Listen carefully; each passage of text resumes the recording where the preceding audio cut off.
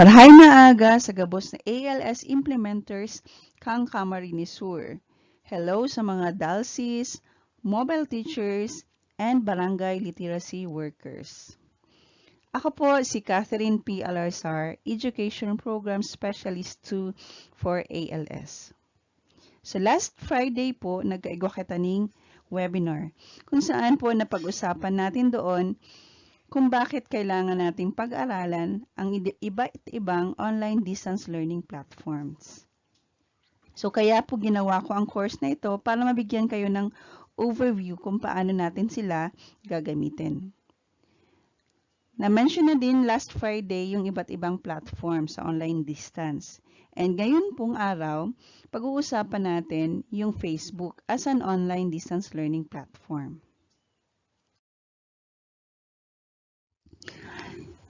Who among you have Facebook accounts? And saan niyo po ba ito ginagamit? Facebook is an increasingly popular social networking site that help us keep in touch with friends and stay up to date with the latest news and events.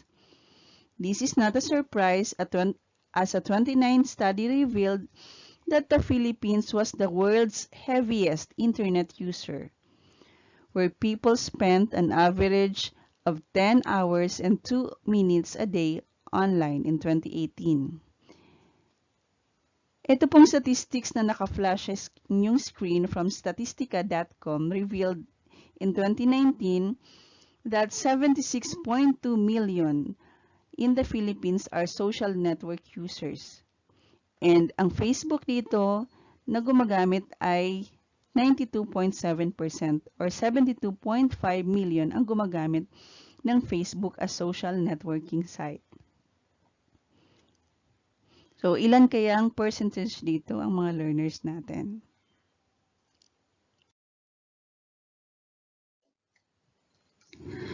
Well, Facebook group was not created as an educational tool, creating learning groups, sharing learning content, and participating in learning course-related online discussions on Facebook or webinars have been proven effective strategies for a large number of learning professionals or for us teachers.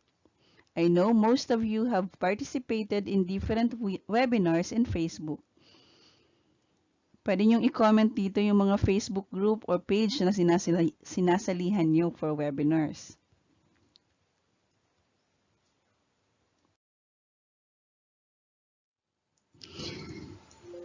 The nature of this social network enables the enhancement and support of learning, as it makes it particularly easy for your audience not only to connect and build relationships with their virtual classmates, but also to exchange learning information.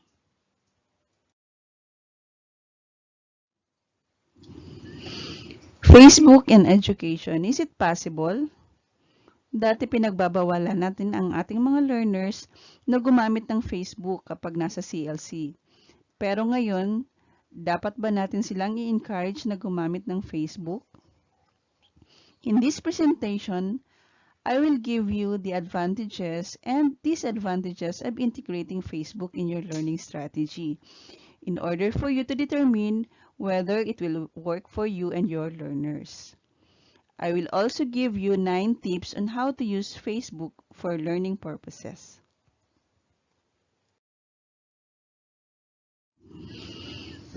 Okay. So ano ba yung mga mga advantages ng Facebook? Ito yung mga like natin sa Facebook. First, it is accessible to everyone. Facebook is a tool that almost everyone is familiar with. At the same time, it can be easily accessed anytime, anywhere. By safely assuming that majority of your learners, or at least 20 to 50% of our learners, are already using Facebook, sharing knowledge becomes particularly easy and efficient without having to search for another platform for their learning.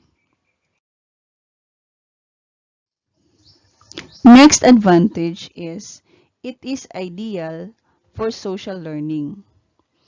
There is a variety of ways to use Facebook for social learning because by nature, it encourages open communication, information sharing, and networking. When using Facebook as a learning platform, your learners are allowed to discuss ideas, ask questions, share experiences, and discover new information.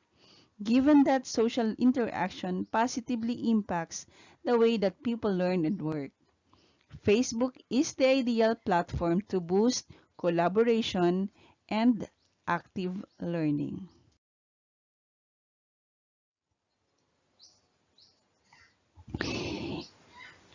Next, na-like natin sa Facebook because it enhances learner engagement. Because Facebook is so popular and user-friendly, it makes it easier for the more restrained members of your learners to motivate and express their ideas and concerns.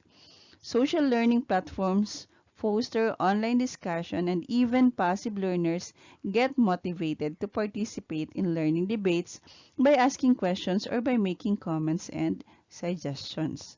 Minsan may mga learners tayo na pag sa face-to-face ay hindi nagsasalita.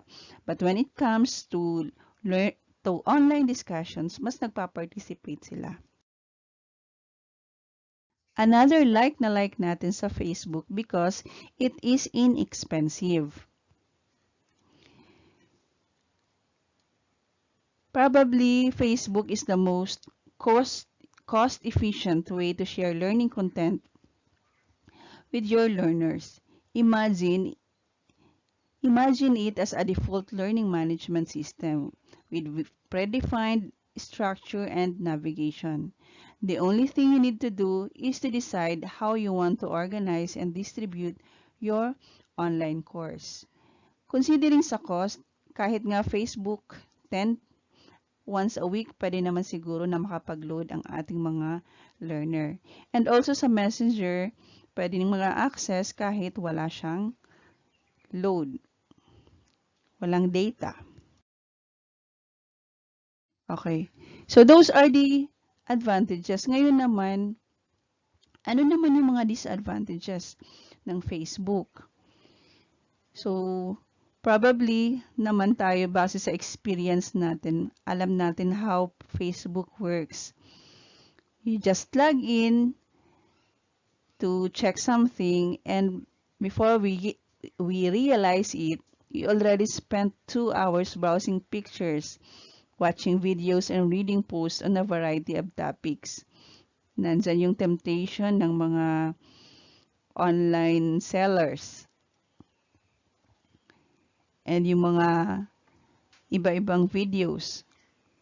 Facebook empowers one of your worst enemies, learner procrastination or pagpapaliban. It is the ultimate temptation for your audience to wander around. Thus, it makes the learning process less effective compared to a more structured and formal learning environment that would probably better enhance knowledge retention. Another disadvantage is it is not secure. The difference between your learning management system such as Google Classroom and Facebook is that it has the possibility for fraud and virus attacks. There are many cases where Facebook users have fallen to seemingly legitimate and genuine online scam, resulting in information or identity theft. You certainly don't want your learners to be the victims of fraud in your learning environment.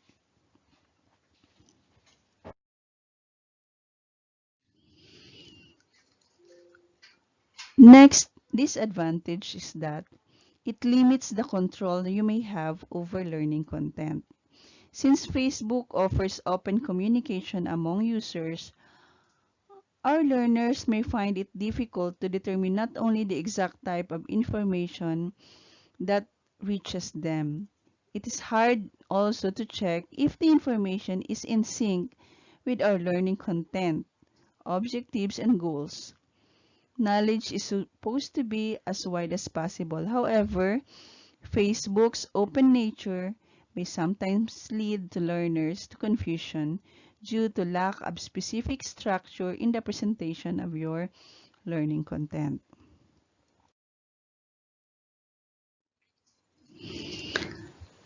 Next disadvantage is that it cannot provide feedback on performance. Feedback is very essential throughout the learning process, as it is critical for your learning evaluation.